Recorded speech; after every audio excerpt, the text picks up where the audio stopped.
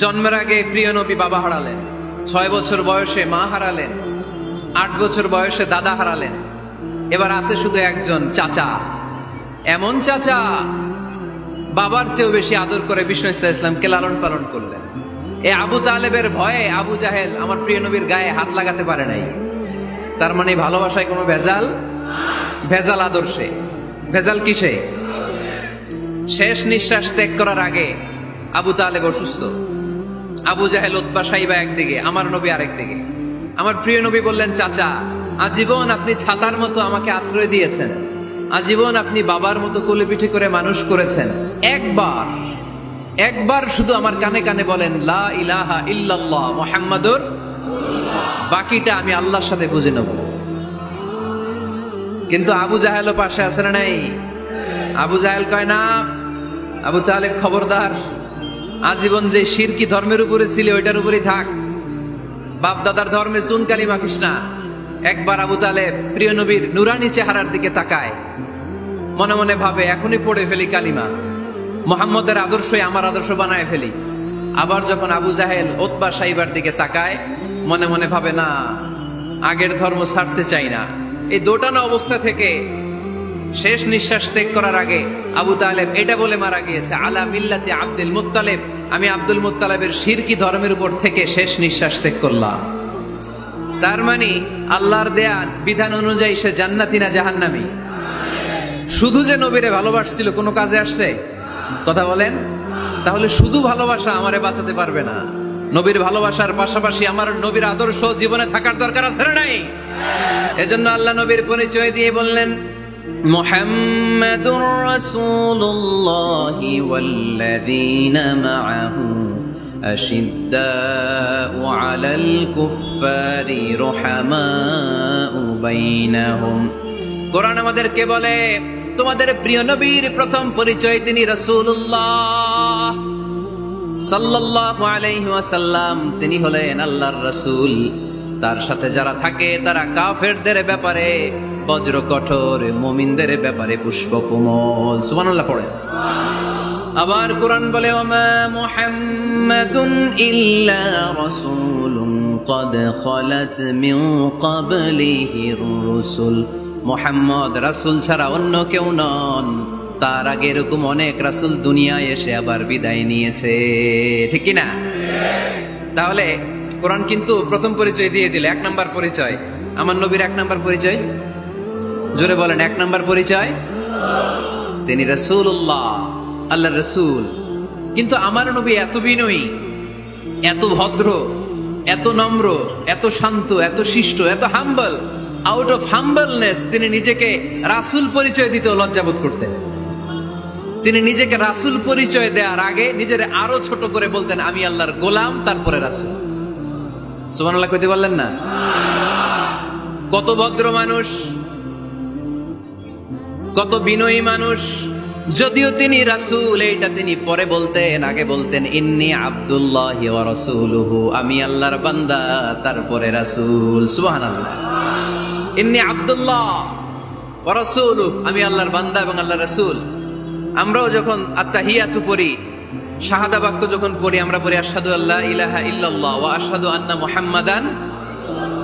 একটা হলো আব্দুহু, আরেকটা রাসূলুহু। তিনি আল্লাহর আব্দ, গোলাম, দাস, আবার তিনি রাসূল।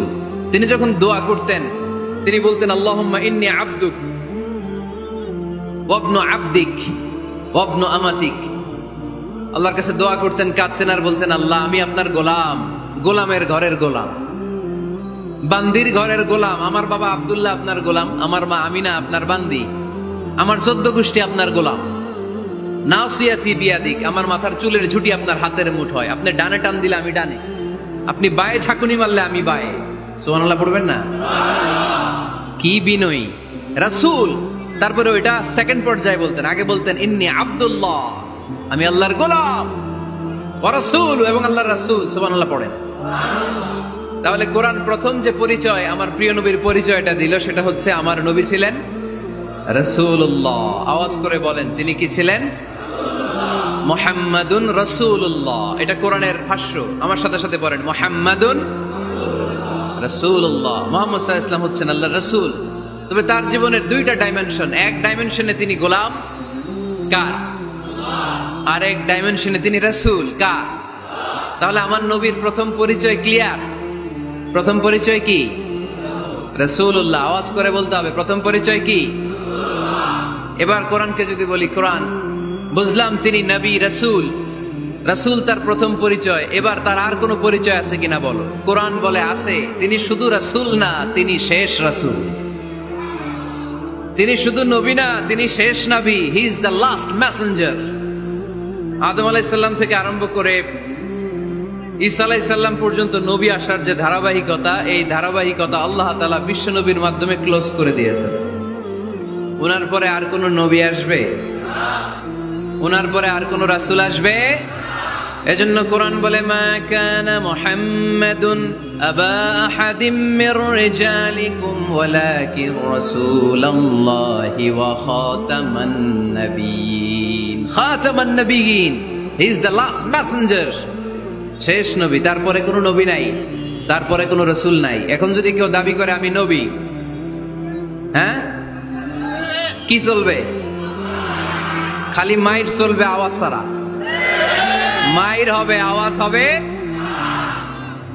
মুসাইলামাতুল কাজ্জাব দাবি করছিল আল্লাহ রাসূল সাল্লাল্লাহু আলাইহি ওয়াসাল্লামের জামানায়, এসে বলে, মুহাম্মদ আর নবুয়া নিসফুন লি নিসফুন লাক। নবুয়তি অর্ধেক আমার, অর্ধেক তোমার, আমারটা আমার বুঝায় দাও।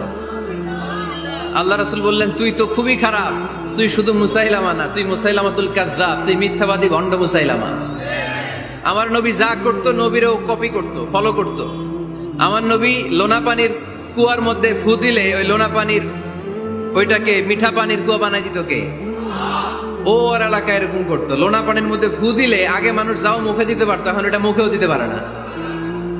আমার নবী নবজাতক বাচ্চার মাথায় হাত বুলাই দিলে মাথার চুল বেড়ে যেত। তো এই বেয়াদব ওর এলাকায় যে বাচ্চার মাথায় হাত বুলাই দিলে চুল বড় হওয়া তো দূরের কথা, ওই বাচ্চাগুলো ছিল আজীবন টাক মাথা। আবার আমার নবী ফু দিলে গাছের ফলন বেড়ে যেত, ও ফু দিলে গাছ মইরা শেষ। মির্জা গোলাম আহমদ কাদিয়ানি নাম শুনছেন? এই বেয়াদবটাও দাবি করছিল নবুয়তির। টয়লেটের ভেতরে ও পয়রা মরছে, মেথর দিয়ে ওরে টেনে টেনে উঠানো লাগছে। তাই আমার নবীর সাথে বেয়াদবি করলে ওর সাথে ছাড় নাই। চিল্লায় বলো ঠিক কিনা? শেষ নবী, ওনার পরে নবী নাই। ওনার পরে নবুয়তির দাবি করলে ওর খবর আছে। চিল্লায় বলেন ঠিক কিনা? এজন্য আল্লাহ বললেন তিনি হলেন খাতামুন নাবিয়্যিন। ওনার পরে আর কোনো নবী নাই। আমার নবী বলছেন, লা নাবিয়্যা বা'দি ওয়ালা রাসূলা। আমার পরে কোনো নবী নাই, আমার পরে কোনো রাসূল নাই। তবে লাউ কানা বা'দি নাবিয়্যুন লাকানা উমর। আমার পরে নবী হওয়ার যোগ্যতা যদি কারো থাকে, আমার ওমরের ওই যোগ্যতা আছে। প্রভু তুমি বলেছ রাসূল দেবে না, বলনি দেবে না ওমর, বলনি দেবে না হামজা তারিক, খালিদ বিজয় সমর। প্রভু তুমি বলেছ রাসূল দেবে না, বলনি দেবে না ওমর, বলনি দেবে না হামজা তারিক, খালিদ বিজয় সমর। প্রভু তুমি বলেছ রাসূল দেবে না। রাসূল দেবে না, এই কথাটা কার? আমার নবীর পরে আর কোন রাসূল তিনি দিবেন না। তিনি শেষ নবী, তিনি আখিরি নবী। সুবহানাল্লাহ পড়েন। আবার মুসলিম শরীফের বর্ণনায় বিশ্বনবী চমৎকার এক হাদিস বললেন। তিনি বললেন, মাসালি ওয়া মাসালুল আম্বিয়া মিন ক্বাবলি কামাসালি রাজুলিন বানা বাইতান। আমার দৃষ্টান্ত আর আমার আগের সব নবীদের দৃষ্টান্ত ওই ব্যক্তির মতো, যেই ব্যক্তি একটি ঘর বানিয়েছে। কি বানিয়েছে? চমৎকার, চোখ ধাঁধানো সৌন্দর্য দিয়ে এক ঘর। এই ঘরের ভুল ধরার মতো কোনো ভুল নাই। এত ডিজাইন, এত ইন্টেরিয়র ডিজাইন করেছে, লোকজন যেই আসে দেখে বলে বাহ বাহ। দেখে কি বলে? বাহ বাহ, এত সুন্দর ঘর। পুরো ঘরে কোনো ভুল নাই, কোনো খুঁত নাই, একটা জায়গা ছাড়া। সেটা হচ্ছে ঘরের এক জায়গায় ইটের গাঁথুনি দিতে যে এক জায়গায় একটা ইট পড়ে নাই, ওই জায়গা দিয়ে ফাঁকা, শীতের ঠান্ডা বাতাস ঢুকে। সুবহানাল্লাহ কইতে পারলেন না? বিশ্বনবী বললেন, আমার দৃষ্টান্ত আর সব নবীদের দৃষ্টান্ত ওই ব্যক্তির ঘর বানানোর মতো যে ব্যক্তি সুন্দর ঘর বানালো তার ঘর যেই দেখে সে বাহবা বলে, কোনো ভুল নাই, কোনো খুঁত নাই, একটা জায়গা ছাড়া। দেখা গেল এক জায়গায় ইটের গাঁথুনি পড়ে নাই, একটা ইটা নাই। বিশ্বনবী বললেন, আনাল লাবিনা, আমি হইলাম ওই ইটা। আমার ওই জায়গায় সেট করে দিলে পুরো ঘরটারে পরিপূর্ণ করে দিবে কে? তাই আমি ছাড়া এই পৃথিবী অসম্পূর্ণ, অপূর্ণাঙ্গ। যখনই আমি এসেছি গোটা বিশ্ব পূর্ণাঙ্গ হয়েছে, ঠিক কিনা? সহিহ মুসলিমের বর্ণনা, ফাআনাল লাবিনা, আমি হচ্ছি সেই ইটা, আনা খাতামুন নাবিয়্যিন, আমি হচ্ছি সেই শেষ নবী।